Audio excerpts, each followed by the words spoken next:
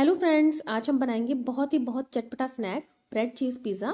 ये स्नैक बच्चों को बहुत पसंद आता है, तो आप इसको ज़रूर ट्राई करें।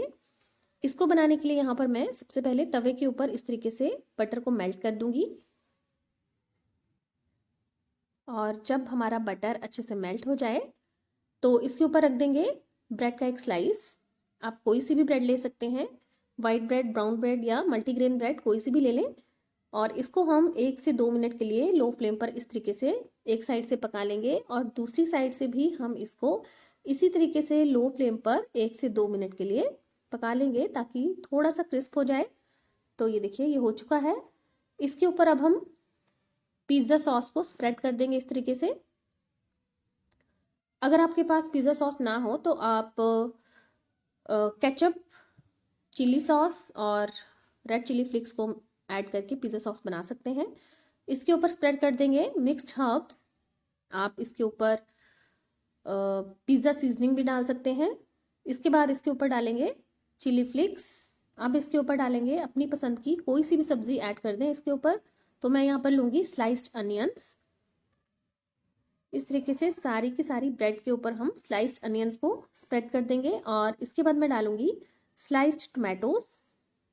तो मैंने टमाटरों को स्लाइस करने से पहले इसके बीज को निकाल दिया था। इसी तरीके से मैं इसके ऊपर डालूंगी स्लाइस्ड ग्रीन कैप्सिकम। आप कोई सी भी कैप्सिकम ले सकते हैं, येलो या रेड। तो इसके बीज मैंने यहाँ पर निकाल दिए हैं। इसके ऊपर आप अपनी पसंद की कोई भी सब्जी जैसे कि कॉर्न, कैरेट, कुछ भी डाल सकते हैं। अब इसके ऊपर हल्का सा नमक स्प्रेड कर देंगे इस तरीके से और थोड़ी सी काली मिर्च का पाउडर।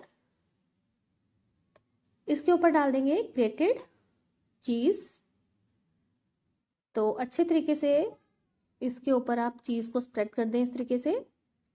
ये पिज़्ज़ा खाने में बहुत टेस्टी लगता है और बच्चों का तो फेवरेट है ये। और उनको आप उनकी पसंद की कोई सी भी सब्जी इसके ऊपर डालकर आप खिला सकते हैं। तो यहाँ पर मैंने ब्रेड के स्लाइस के ऊपर अच्छे से चीज़ को स्प्रेड कर दिया है। अब इसके ऊपर ऐड करेंगे थोड़ा सा चॉप्ड कोरिएंडर। इसके बाद इसके ऊपर डालेंगे चिली फ्लेक्स। अगर आप बच्चों के लिए बना रहे हैं तो चिली फ्लेक्स को आप स्किप भी कर सकते हैं। अब इसमें ऐड करेंगे थोड़ी सी मिक्स्ड हर्ब्स या पिज़्ज़ा सीजनिंग। और इसको हम ढककर 5 से 7 मिनट के लिए लो फ्लेम पर पका लेंगे ताकि हमारा चीज़ अच्छे से मेल्ट हो जाए और नीचे से हमारी ब्रेड की स्लाइस जो अच्छे से क्रिस्प हो जाए। तो 5 से 7 मिनट के बाद हमारा ब्रेड पिज़्ज़ा जो है वो बिल्कुल रेडी है। इसको हम 2 पार्ट्स में डिवाइड कर देंगे। तो इस तरीके से आप इस ब्रेड चीज़ पिज़्ज़ा को ज़रूर ट्राई करें, बहुत टेस्टी लगता है। और आप अपने बच्चों को सब्जियां इसमें डालकर खिलाएं। तो ये देखिए, लग रहा है ना कितना यम्मी। तो अगली बार मिलेंगे नई रेसिपी के साथ। तब तक के लिए टेक केयर, बाय।